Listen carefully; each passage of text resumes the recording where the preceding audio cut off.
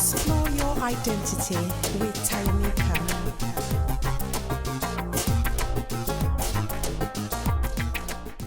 Hello and welcome to another episode of Explore Your Identity.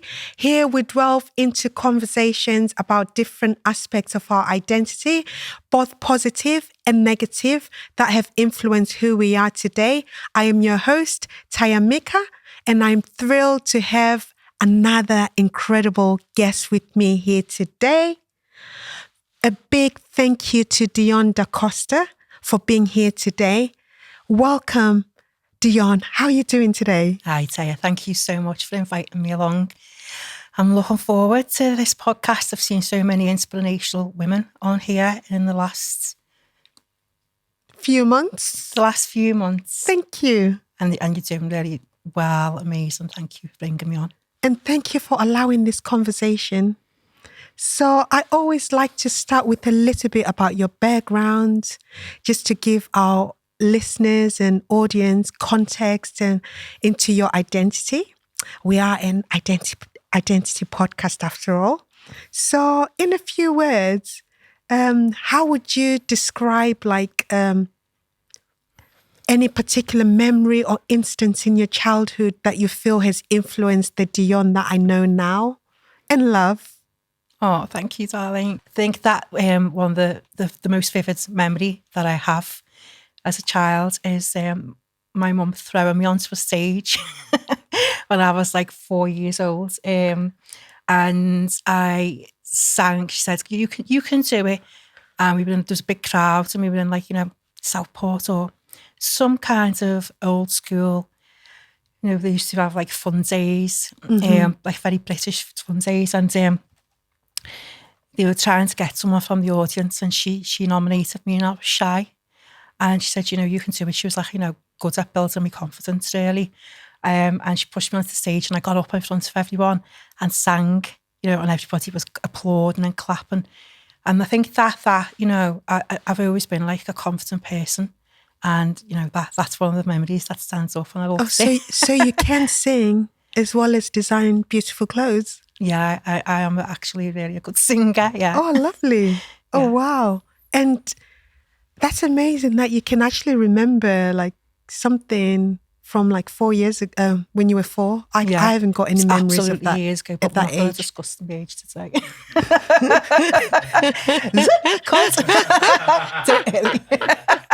But so yeah, my childhood memories are mixed. I had a happy childhood, but come from a difficult background. Mm-hmm. I think that I come from a line of strong women who are advocates for mental health, like social tolerance and human rights. So I've had some good mentors in the family. There's quite a large family. My mum's been married a couple of times, so I think the modern families, they're not like what they used to be. It's not 2.4 children. So I've been quite lucky. I've got a culturally diverse family. I am mixed heritage, obviously. I've got Jamaican roots, and then I've got the British side. My mum got married a few times, so then there's also West Indian in the family as well. So yeah, Caribbean, West Indian and British. So my identity, I've explored that. I know all the family right down the English and British side, and also the black side as well, the black and the white side. I've been back to see where my grandparents were born in Jamaica, and that was a poignant experience. That was like, really, really, it made me sad and happy at the same time. And growing up in Liverpool, was your experience more of a black experience, a mixed experience, or was it as diverse as your family? Well, this is it. You see, it's like, it's like we're I'm brown. Do you know what I mean? And like, why, when I was growing up, back when, in the 70s and 80s, there wasn't this equality box what you have now. There was no mixed race, no brown, no nothing like that. It was like you were either black or white. So where did we fit in? Do you know what I mean? And did you question that on a personal level, or? I was always taught and to be proud of who I am. Okay. So you just accepted that, yeah, I'm black. No, I pardon. You just accepted, like, I was looking at it more in the context of, like, saying, filling out a form.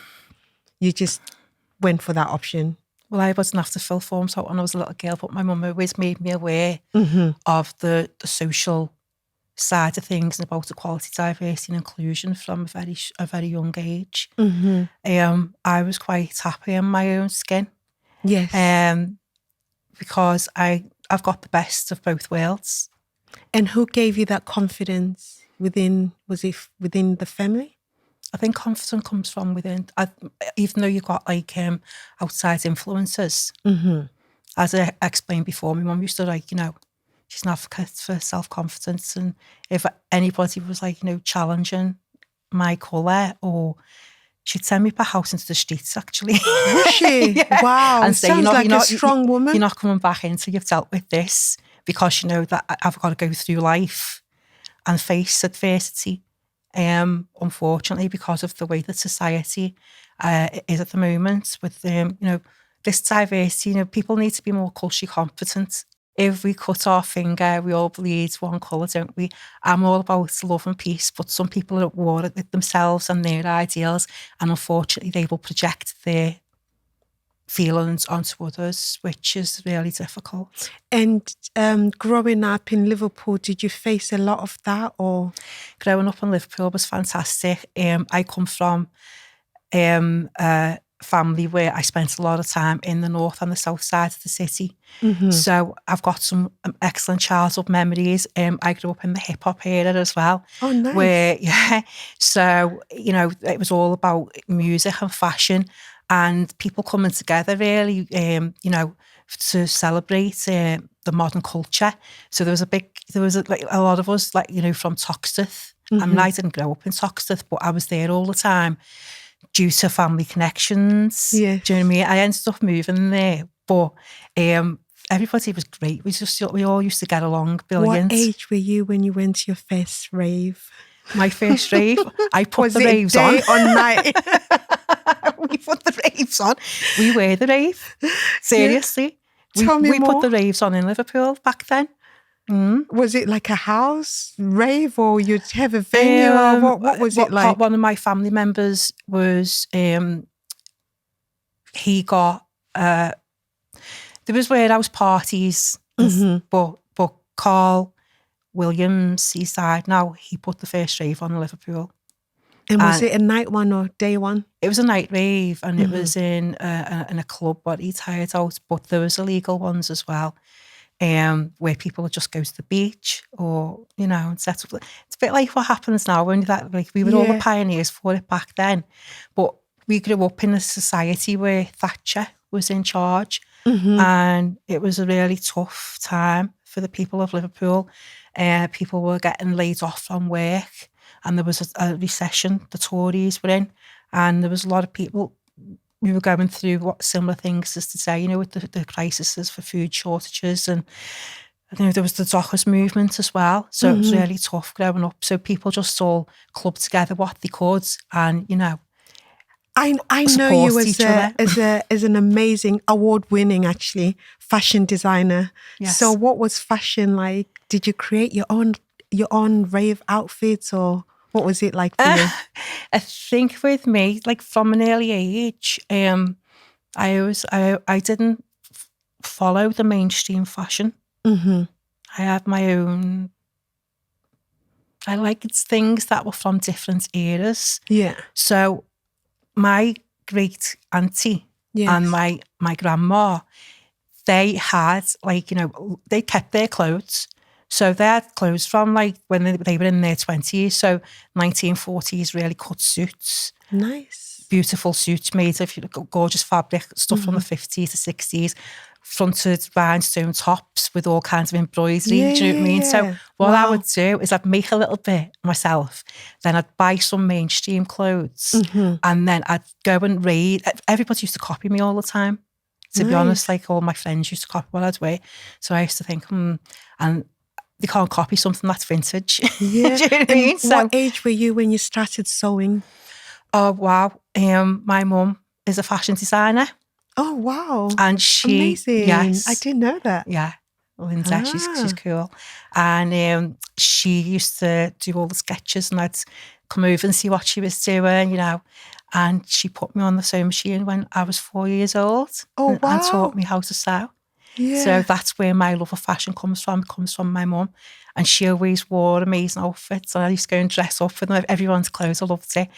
I did get into trouble one time because I used the wardrobe as my own fabric shop with a pair of scissors, mischievously. How old were you then? I must have only been about 4 or 5, and I went with my scissors and, you know, cut some fabric to dress me Barbie dolls up, you know what I mean? So, you know, so that's a memory. Yeah, you've definitely always had that fashion in you. Yeah, I got into trouble when somebody went to go and put a dress on, there was like a Barbie size hole in it. Oh, that is sweet. Obviously not so sweet for whoever the wardrobe belonged to. Oh, so currently, what are you up to? What's Dionne up to? I know we have conversations along the way, since we both have a passion for fashion, and yeah, what have you been up to lately? I mean, to me, fashion is fun. I don't really take it too seriously, to be honest. You do have fun with it. I love seeing your London Fashion Week runway and all that stuff you do. Yeah. Like, I mean, I've done quite well, really. I've got the British Fashion Council to showcase, and, like, you know, that was a huge achievement for me, really, because, you know, that it means a lot, doesn't it, to go on to the main schedule. That's on the amazing. Books. Yeah. And all the challenges I've faced in the last years, you know, I've ended up in abusive relationships, and I've had to stay up by myself just so that I could just be grounded and focused. And I've had so many people trying to stop me. It's been horrendous. But when I was, for instance, you know, while I was preparing to showcase at London Fashion Week for the British Fashion Council, I was falsely accused of antisocial behaviour after retaliated. I was being retaliatory harassed after I'd reported racism. By who? By an organisation in Liverpool. And they made an application to falsely commit me to prison based upon malicious allegations against me, which I fought very hard to clear my name. And I ended up showing that there'd been racial antisocial behaviour service failure, and managed to get the housing policies changed. You know, I am quite, like, I come from a strong family of women. So when you say you had the policy change, that's like with the ombudsman? Yes. What I did was, like, I had to show that there'd been, you know, I don't know how to explain it. It's just really, so it's what racism. Does service failure mean? It means that you're getting othered and you're not getting treated the same as other people who are, you know, white, basically. Or who don't share protected characteristics which you possess, which I'm disabled as well. I've got, like, a mental health condition. So I was, like, told I couldn't report any antisocial behaviour or racism, and excluded from communication. So while I was trying to, you know, live in peace and harmony and get on with my own life and my own business, so would that have been, like, basically. the police stopping you from reporting crime, or? No, the police actually provided me with a letter, which I've brought today, which showed that I've been getting racially targeted, which I provided to the organisation, and they just didn't even acknowledge it. So what I did was I thought, right, okay, I need to make a difference here. And the reason that I ended up where I live, because I lived in the city centre, And when I was a little girl, I used to go to church all the time. Mm-hmm. And sing? Did you sing in yeah, church? I used to love singing in church. Mm-hmm. So basically the church was called Christ Church. Oh, and I yes. loved it. I And remember. yeah, You told me the about story? Christchurch. Yeah. Yes. So the vicar was called Clary Hendricks. So I said to my mum, why were we always in the church? And she said, it was you, Dionne. You encouraged us all to go. You used to walk past the building every day and say, I want to go in that building. So the family ended up going to church. So, I was mentored by Clary. He was a South African man, and his wife Sue. And they had loads of kids, and it was, I was there all the time. And then as I got older, I went off into the world, as you do, you know what I mean? Mm-hmm. And anyway, an opportunity came up years later, and it was called Christ Church. Oh. So I ended up going to this house. And when I was there, a lady came up and she said, oh, welcome to our neighbourhood. And I said, I took this property because it reminded me of when I was a little girl. Yeah. The vicar, it was Christ Church, and the vicar, Clary, and she said, no, that's here. And I said, well, it's a completely different area, And she said to me, well, actually, she went, Clary was the vicar. This used to be a church, and that's why it's called Christ Church. And she went in the house and got a photograph and brought it out and went, there's the vicar, and it was the same person. And I knew at that point, I felt like I was led by God to be there as a Christian, as a Christian person. Oh, it was too much of a coincidence. Do you know what I mean? I felt like it was maybe like a little bit of a soul mission. People who may not think, religiously or may not believe, but, I do believe, and I am a Christian. So, and do you pray? Do you still pray? Yeah, now? Of course, I still pray. But I faced so many challenges at in that area, where I felt like the community had turned against me because of the actions of me trying to stand up for racism. And what happened is that I found out now that it's not just me. The organisation made me feel like that I was the only one. But the longer that I've lived there, I've become more of an advocate and a mentor for other people who have also faced these challenges. And then I ended up, with the help of the Ombudsman, yes. and I'd encourage everyone, to come forward and use the Housing Ombudsman. But we managed to get some policy changes. That's and amazing. Then I ended up with a positive role model board for race, faith and religion. So, people were trying to stop me and just like to disturb my peace. But out of that, there's been positive changes in the community, and hopefully moving forward, people can be more accepting of each other. Wow, that's amazing. I can see why you got the award, the National Diversity Award. I received a certificate of achievement for a positive role model, not the award. I got a certificate of achievement, but I did receive multiple awards in 2022 and 2023 I reached the finals, and I've also won Best Fashion Designer 2018. Amazing. Yeah, amazing. I got the award for that one. What's this one I saw on the table? Oh, this one? Yeah, this one is from the National Diversity Awards. So, Certificate of Achievement. Can you see that? Certificate of Achievement for the Positive Role Model Award, Race, Religion and Faith. That's amazing. So, I think... Congratulations. Thank you, love. You deserve it. Like, it's so hard when you deal with issues regarding race or any special characteristics. And so often, from my own experiences anyway, people tend to just brush it under the carpet and not pursue it. And for you to have been able to stand your ground and get policy changed is such a massive achievement. So well done. Thank you. Because what you've done is making life better, not just for yourself, but for people that will come after you. So that's amazing. It was really difficult to navigate through it all because I do have mental health conditions, which, it really affects my day-to-day ability to So how function. have you been able to do all that? I just felt I had to, as I say, with being a Christian person, I didn't land in that area for no reason. When the background story of it, and to be honest, it has made me a target.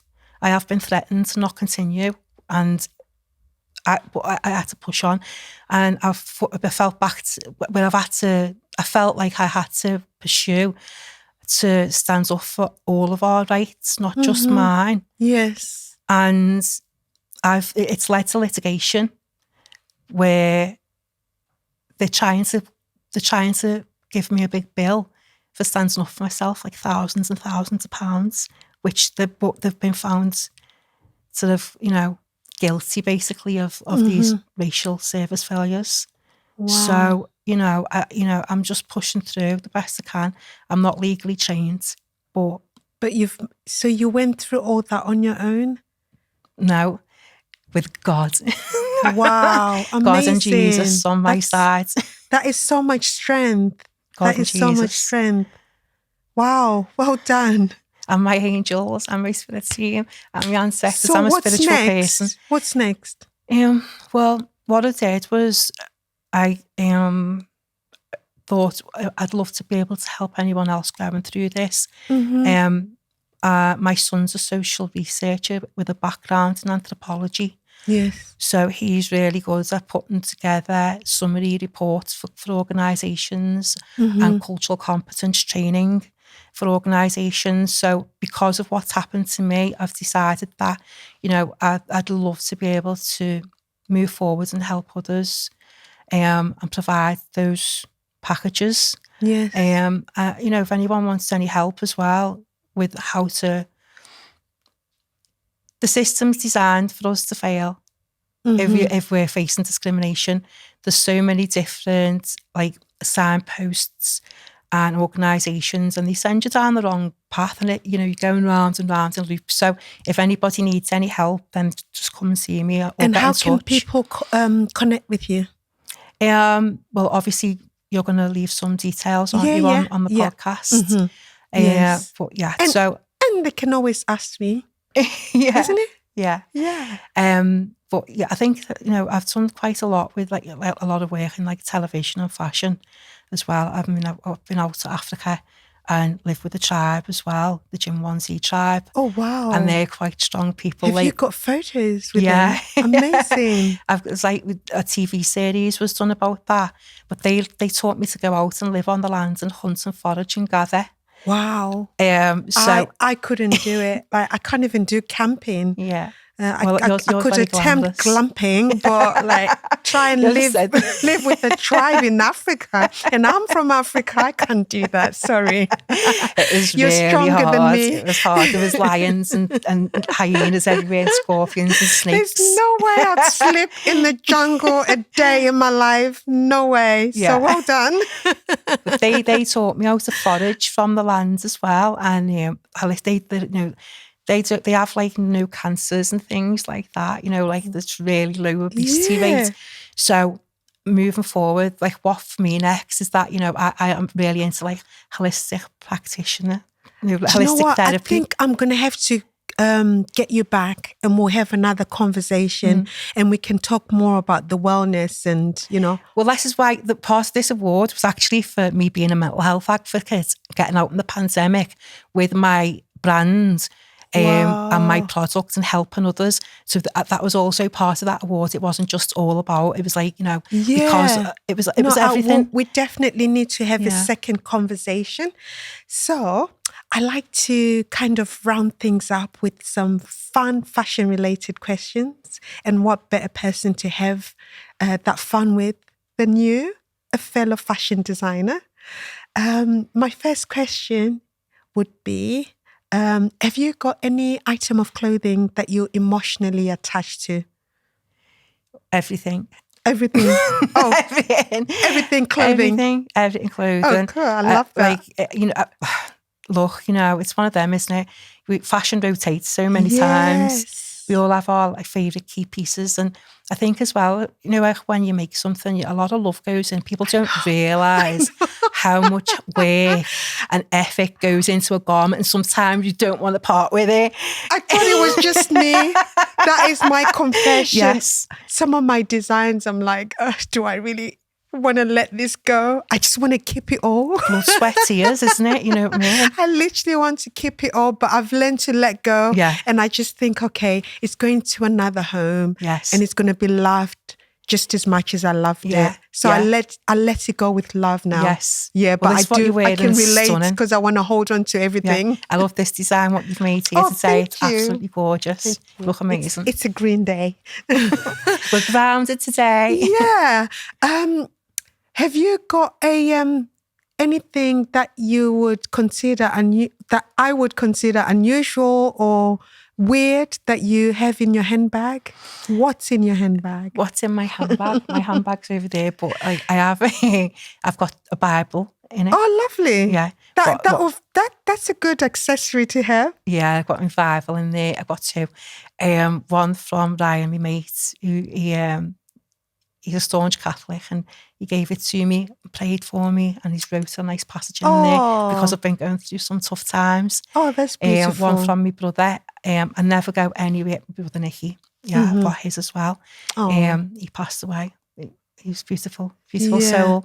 So I've got that, and then I've got safety pins, which I lovely. carry everywhere. So did all the designers walk around with safety pins or something? Yeah, because when you're in the shower or something, you always get caught. You can get caught short with fittings, and maybe a button pops off. So now I just they're with me everywhere. I've always got a big bunch of safety pins and a tape measure. Oh, right. Oh, lovely. And my health products as well. Oh, so you are a bag lady like me then. Yeah. Do you like shopping for anything in particular? Do you have any favorite brands? My brand and your brand. I love that. I was somewhat expecting you to say your own brand. If you didn't, I'd have been worried. No, I think that, I love shopping, but I've got bipolar, so I have to be careful. With the shopping? With the shopping, yeah. Do it in moderation? Nightmare. Oh. Yeah. What do you hate shopping for? I don't. Okay. So you I just I've got bipolar, I've got to be careful. Grocery shopping's boring, isn't it? Do you know what I mean? But I'm grateful that we're able to have gorgeous shops and food. So Okay, last but not least, have you got any fashion-related questions for me? I'm not sure what you're going to ask me because you're a designer yourself. I have. Talking about identity, I recently was sent by my son a list. Yeah. He's on like a DNA test, and it showed where the countries that we're from, and where it says exploring his identity. So it come back that Irish, Scottish, Welsh, Scandinavian, English, North and Western European, Iberian, Nigerian and West African. Oh, nice. Right. So you done an amazing project in Liverpool where you had to dress all the old statues in Liverpool of like Queen Victoria and all the prominent people.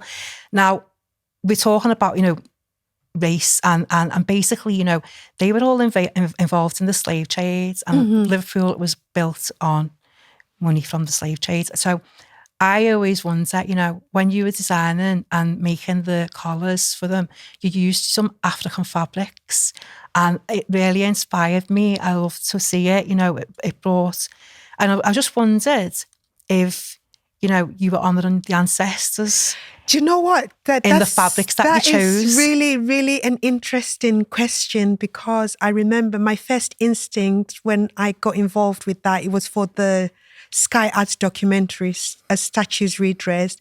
I thought to myself, wow, who am I going to offend by putting African prints on these explorers that are linked to slave trade? So that was my initial thought. And then I thought, you know what? Let me celebrate those people and those voices, those unheard voices. So I intentionally put the African print that was linked to the areas that they exploited. Wow. So there was Henry the Navigator, who was known to have exploited West Africa. So I put a print that was linked to West Africa round his neck. And if I tell you, like the day that we were actually filming from nowhere, it was, a clear day, and from nowhere it just started to rain.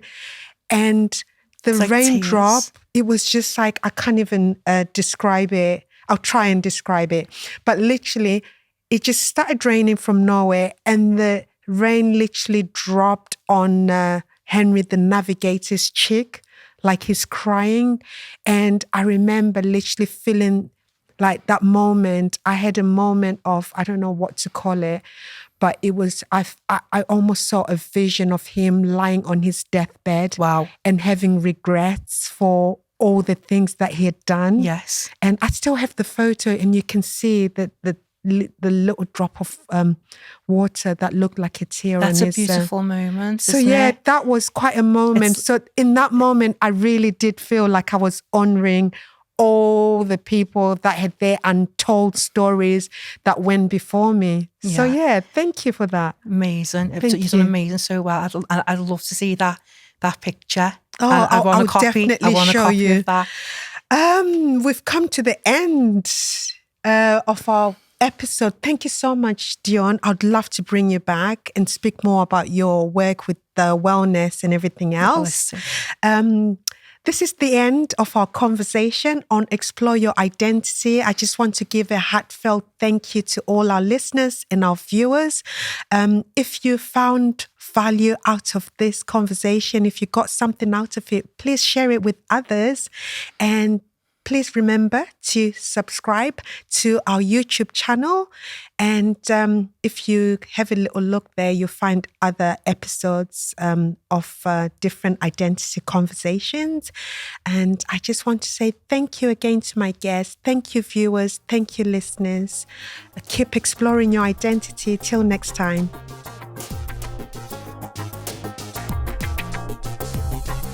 Explore Your Identity with Tayameaca